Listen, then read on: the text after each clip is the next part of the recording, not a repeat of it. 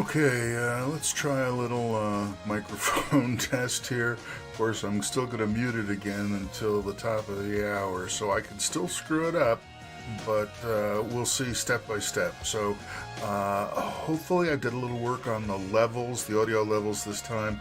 Also, for the moment, I fell back to streaming at HD instead of 4K. So my favorite people in the world who managed to make time to come to the live stream are stuck at HD. But in exchange, there really shouldn't be any glitches and jumps and so forth. We'll see. Although it would really help if there are any problems to let me know in the chat or in the Discord or whatever it is. Anyway, we shall see what we shall see. Also, significant audio level problems I should know about too. Oh man, I've been fighting this stuff for so long.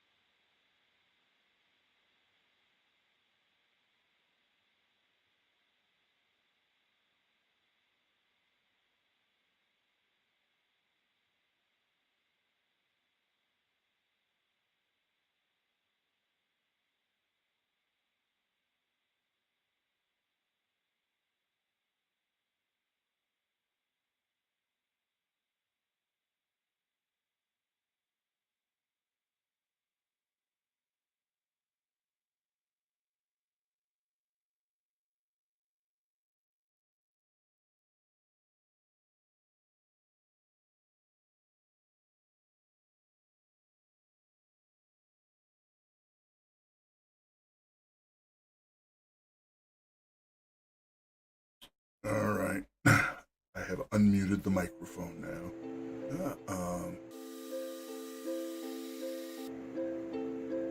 So hopefully we're all good.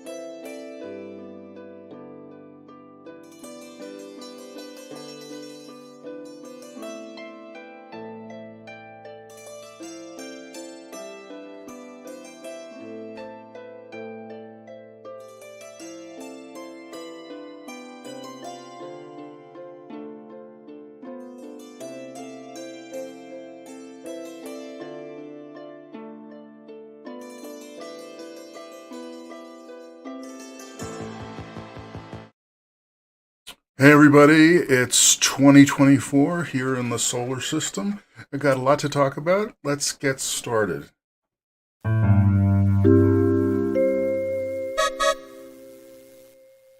Although there were some funding sources that seemed quite interested in the idea of a global phase war, the scientists and engineers thought there really ought to be a less wasteful way to build BV's brain. Rather than trying to figure out a single global phase for everything, one team decided to just develop lots of small little diamonds, each one that could be associated with a single sensor or a single motor. And they got that working, and then they didn't even really care about the phases. They could move over each other and in and out of each other and took care of each other fine. Of course, there was one question about how are they going to accomplish the communication between those little diamonds, which was the purpose of the global phase to begin with. So that stumped everybody for a while, but then one of the senior scientists remembered there used to be a thing called a swap worm that didn't need a phase or a grid. It just moved around in free space. It could grow longer, and maybe they could take the head of a swap worm and stick it inside a sensor diamond, and the tail of a swap worm and stick it inside the corresponding motor diamond, and then it wouldn't matter where the diamonds were actually in space because the worm would conduct the signals from one to the other. So that sounded like a good idea. There was lots of patents filed and a flurry of implementation. And at first, these new free worms looked really good. They could connect a pair of local diamonds, and if the local diamonds moved, the free worm moved with it. But the problem was when there were multiple free worms connecting pairs of diamonds, then things got nasty. The free worms are very flexible, so they would route around each other, creating tangles and knots and bigger tangles, and the engineers just couldn't figure out how to get rid of it. They tried and tried, but nothing worked. And since the monthly report out to the funders was only a couple days away, tensions were running high. But finally, one of the interns said, well, if we can't do a global phase because of phase war, but little teeny diamonds are too small to communicate within, why don't we do one big diamond? If there ended up being two diamonds, well, then we would just let them move in and out of each other. We'd expect that there was only one. Maybe we could try to get them to separate with each other, but we don't have to solve that problem ahead of time. Why don't we give peace a chance? And everybody looked at each other and said, could we do that? Is that possible? And the summer intern said, well, I've already implemented a lot of it, and it seems like it could work. And at that point, the big cheese, with an eye on the calendar, said, make it so. So, we will have part 2 of BV's adventure later in this episode. Here's what we were supposed to have done for today. Mixed bag, as usual. BV's distributed Ulam brain running on the T2 matrix, changing its mind using subsumption. Well, number one, it's still not on the T2 matrix. It's running on MFMS, the simulator. And I'll talk a little bit about a couple other asterisks that come up there. So that's definitely a plus or a minus. On the other hand, fun is fundamental. I enjoyed this. The getting to the point of maybe can BV actually change its mind in a way that is, non-trivial, in a way that kind of means something, is something we've been aiming at for all of this 6-month run for starters, but even much longer than that in some sense. So there was a lot of struggling, stuff that didn't work, like the free worm, Alzheimer tangles or whatever the heck that was, but still a lot of fun. Okay, so the schedule, just to quickly remind us, we are down to the next to the last one. May 7th, the next update is the final one of the T2 Matrix Brain Challenge. None of it has been on the T2 Matrix. We gotta fix that. The goal this time was to get the sensory motor homunculus, which we don't even exactly know what that is, although I think we're getting closer, even though at this point the Breitenberg vehicle heritage is clearly still there and will be there all the way through. It's not like we're now going to switch and have a Data the android robot that looks an awful lot like a person. So we're probably going to push the stretch goal of growth and healing. Although, we have some of that already just because we're doing bottom up, we're doing robust first. But so demo of the sensory motor homunculus will again be coming around next time. So, oh yes, subsumption architecture. So I'll circle back around to say why there's a question mark there now that there wasn't in the last update. But let's find out what happens with BV.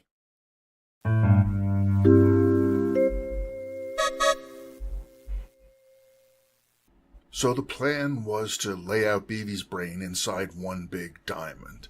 And there was plenty of room to spread out the sensors and the motor terminals that were required. In addition to the left and right yellow sensors that BV had always had, the engineers added left and right red sensors as well to make more complexity possible. But they all were connecting to just two motors, the left and right motor. And the Breitenberg vehicle 2B format had the left yellow and right yellow cross-connected to the left and right motors. It should work just the same as it had before. But there was a problem. Now, BV had always been exuberant, but with this new brain, it was like BV was on drugs. BV was very sloppy, switching balls, spinning around, missing things, and it didn't take too much analysis to figure out what was going wrong. The signal times between the sensory terminals in BV's brain and the motor terminals where the signals came back was taking too long, and as a result, the motor commands were outdated by the time they reached the motor terminals. It didn't look very good. Displaying the simulated tiles in the MFMS simulator made the problem more apparent. With spreading everything out for the big diamond, some of the signals had to cross 3 tiles to get from the sensory input to the motor output. It was taking too long. BV's brain needed to be more compact. Through a couple of iterations, eventually the engineers put all of BV's sensors and motors on a single tile, and then it worked like it had before. But if anybody was curious in what sense this was a distributed computation, nobody said anything at the time. So now the plan to demonstrate BV changing its mind was to let it push balls around but not jump into the void itself. And to do that, they used the red sensors which they added, and they added a big red warning track around the edge of the world that BV could be sensitive to. But in order to do that, it would need more controls than it had before. And in particular, it needed a new terminal that was like a sensor, could take input, like a motor, it could generate output, but also it could retain information about what it was doing. It needed state.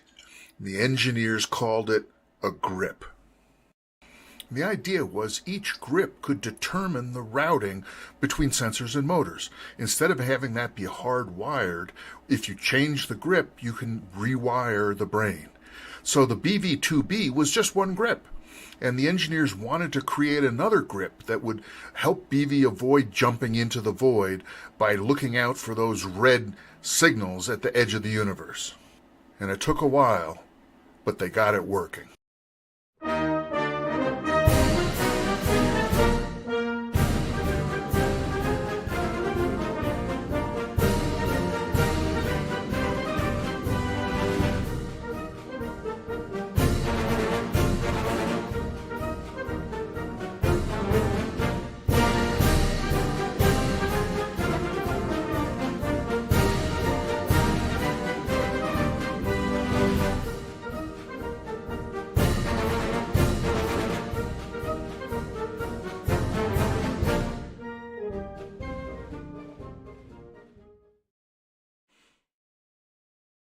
So that's it. So BV changes its mind from pursuing yellow balls to stopping on red. That seems all right. A couple of things that I just want to add to that I fluffed over in the BV's adventure. In the BV's demo, right? So I keep thinking I want to call these cartoons, but they're really not cartoons because they're demos. I can't actually make BV do anything particular. I can't have him run off a cliff but not fall unless that's what the physics does. These are demos of what the code actually does. But subsumption architecture, distributed computation. So, let's talk about the subsumption architecture just for a minute here.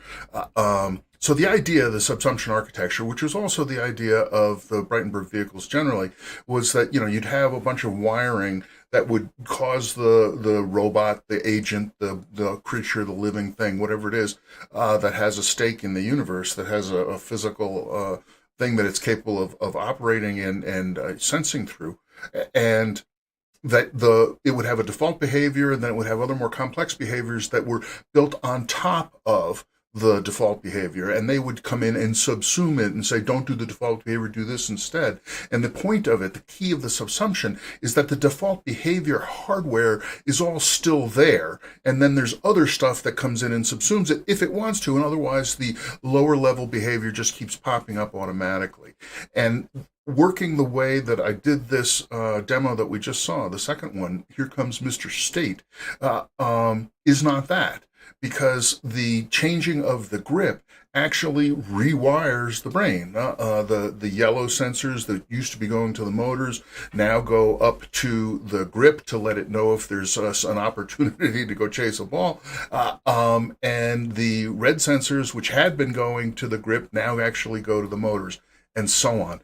And I went back and forth about whether I really wanted to do it that way, but the point is that I don't actually want the wiring to be fixed. I want the wiring to be programmable so that we have all of this artillery, this software, this grid that we're building up, which we can now route to any of the terminals. Basically, all of the motors, the things that need input, they all have gradients so that anywhere in the grid, you can figure out how to head towards any of the motors or the grip. The grip counts as a motor. It's a motor and a sensor.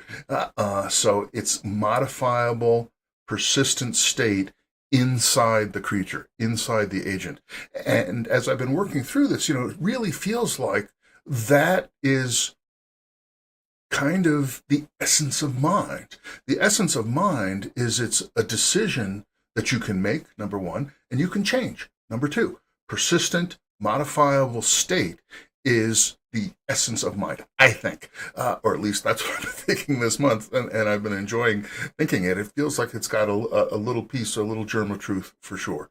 So that's the one question. That's the point on subsumption. The point on the distributed architecture. Look, this is pretty embarrassing, right? The entire sensory motor homunculus is on one tile. Why on earth would I even bother porting it to the T2 matrix when I could just have it sit on the desk? And, on the one hand, I feel like, that's pretty embarrassing.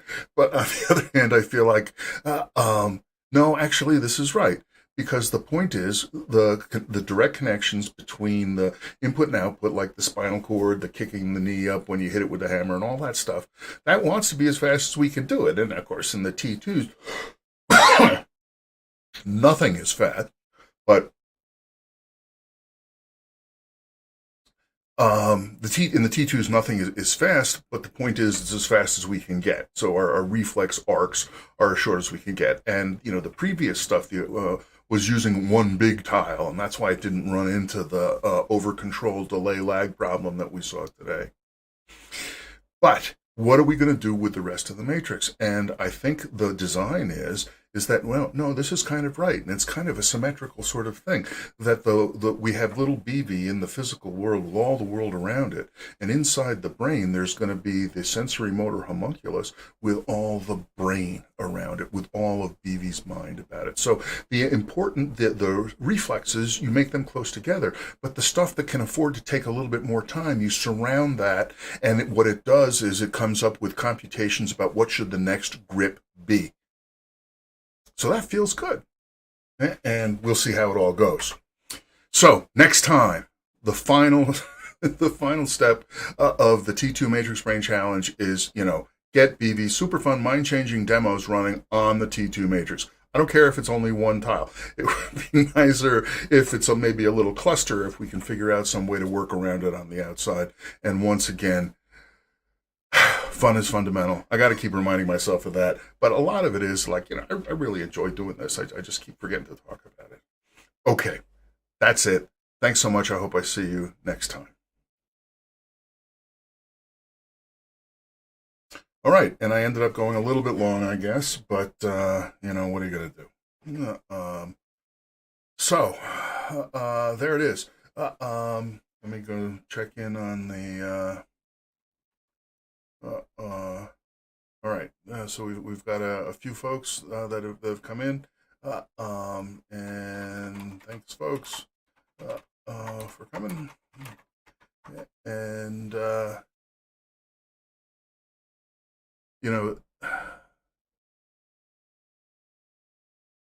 I'm gonna get a little mystical about state. Again here, because it really seems to me that one of the, again, as I said in the Theory of Everything video and a couple of other places as well, and I'm going to be saying it over and over again,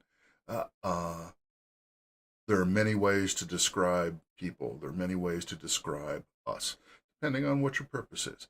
But one of the ways to describe us, for sure, is not just as machines, but as programmable machines.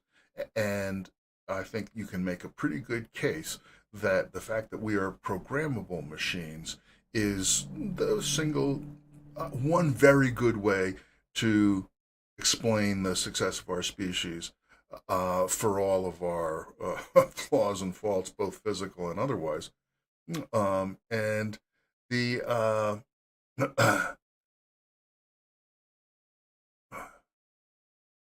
okay, now, all right, I still have the YouTube studio is telling me that the audio stream's bitrate is 0, and that's lower than the recommended bitrate. I hope that isn't true. In any case, the point what I was trying to get at, can I even remember it now? Oh yeah. The living computation stuff, programmable machinery, that in order to have programmable machinery, you have to have persistent modifiable state, so that persistent so you can keep it, store it, and use it later, and modifiable so you can reprogram it. If you have non-modifiable state, you have a hard-coded machine. If you have non-persistent state, you can use it perhaps in some moment for whatever tiny little moment it has of existence, but it won't persist. So persistent modifiable state is at the absolute heart of, number one, programmable hardware, and number two, therefore, our success as a species. And that's why I think it's really interesting to get the grip, to build up the grip, so that even if it was possible to make, like one layer of routing that would chase the yellow ball, and another level of routing that would be physically separate in space, that would say, uh-oh, when you see red, suppress the yellow connections and do something different. And that would be more in the Breitenberg vehicle spirit and more in the subsumption architecture spirit. I wanted to get to that sequential step, the fact that you have a mind and you can change the mind. So I think first we're going to do this and then we're going to do that. And so that's my explanation for going. So I explained the distributed algorithm. Distributed algorithm. We're going to turn the world inside out. Instead of having us inside a big world, we're going to have a little world inside a big brain, inside our big mind. Number one, and number two, the grip.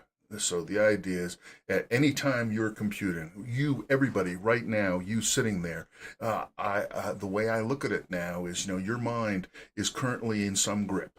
There's some wiring set up so that, if you're watching or listening or whatever it is, in addition to whatever else you're doing, the machine is configured that way. And then later on, you will change your mind. You say, well, now I'm going to do this, now I'm going to do that.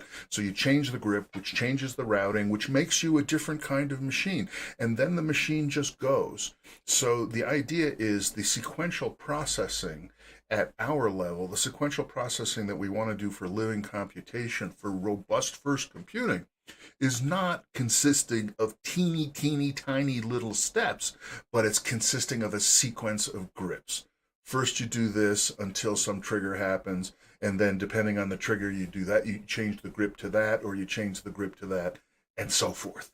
So we're on our way. We're on a teeny little bit of a way towards that goal. So I'm excited about that. Anyway, that's all I got. Well, we'll find out whether this is working with the audio and so forth. But I think it is. I mean, I'm not listening, but I can see myself. So I said in the Theory of Everything video, which I hope everybody has watched, that I believe that the T2 tile project is a component of putting engineering and scientific substrate beneath the philosophical or religious, whatever you want to call it, living computation theory of everything. And this is taking another little step to implement the tiniest one unit as controlling a grip. Now, I mean, it's not just two grips. The way I budgeted the bits, I think it's like 4 bits or 5 bits or something like that. That each of which can have a separate set of routings associated with it. I won't use all those for the demos, but we'll see. Okay, Schlabberman, thanks for the great update. Thank you for coming. Thanks for saying hi. You could still make Wi-Fi connectors which simulate direct tile connections. Yeah. I mean, I can, but I've got the serial loops. I've got the serial loops, the little boards that we made. That'll do fine. And especially, originally I was setting up to be able to say, I want to connect to 100 tiles. But now it looks more like I'm going to say, the sensory motor nexus, the sensory motor part of the brain in the matrix is probably going to be like 4 tiles or 5, something like that. And then surrounding that, we'll see if we can use any cool things to store memories or something. I don't know. Don't hold me to it. If we wanted to make Wi-Fi, we could make Wi-Fi, but I'm happy with my little wire connectors that I got them sitting here. Well, you've seen them before anyway. Okay, Zedling 67. That looks like a wave. I get it. There's a wave back. Okay, so I guess that's all it. Someone's making little hearts. That makes me very happy. There was a bunch of little hearts on some kind of like rocket ship or something before. That was nice. Okay, folks. I'm gonna turn the mic off for a couple minutes here and see what. But maybe I'll wait until a little closer to the bottom of the hour before stopping the live stream in case folks come in late and catch up and maybe have any thoughts. So I'll be back in a little bit.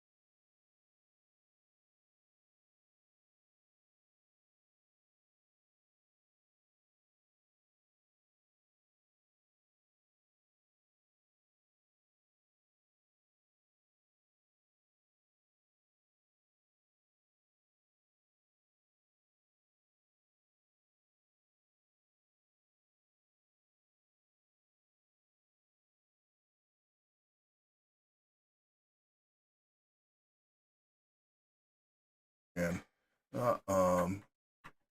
so all right, yeah, I managed to blow that again, didn't I? Jeez. I don't know. I'm not sure what the best way to never screw. Yeah, thanks, Slabberman. I figured it out eventually. Boy. Yeah. Anyway, so I was just going to say that even though, as I mentioned, the thanks GTS, even though the BV demos have been doing terrible when I use them as thumbnails, which I'm using them. I assume I'm going to use it as a thumbnail again this time. I'm feeling kind of ornery.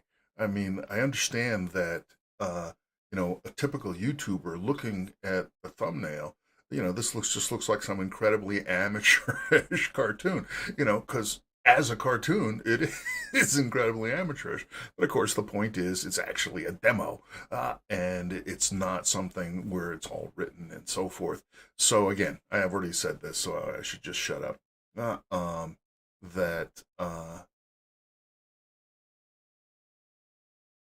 in a way, it's like, why do I even try to be broad appeal or something like that? And the reason I want to try for a broader appeal is because I want to have more impact. I want to get the ideas to spread to more folks, but I don't want to do the work. I don't want to actually figure out how to market it better and all that sort of thing. I just want to pretend that if I say the good stuff over and over and over again, there will gradually be more and more people that get it, and they will say it as well. They will pay it forward, whatever, and we can take it from there. Because I'm lazy. Because underneath it all, I do all of this stuff because I think it's fun at the time, and the rest of it, it's going to do what it's going to do. Okay, so anyway, thanks, folks, for stopping in. Oh, and yeah, my original point was that perhaps one of the reasons why the views have been going down a little bit on the T2sday updates, the official updates, is because actually the views have been going up a little bit on the live streams, and I assume maybe that's because of this kind of chit chat that might actually be of interest in its own context. We'll see. Anyway, okay, 12:30. Thanks again, folks. I hope to see you next time.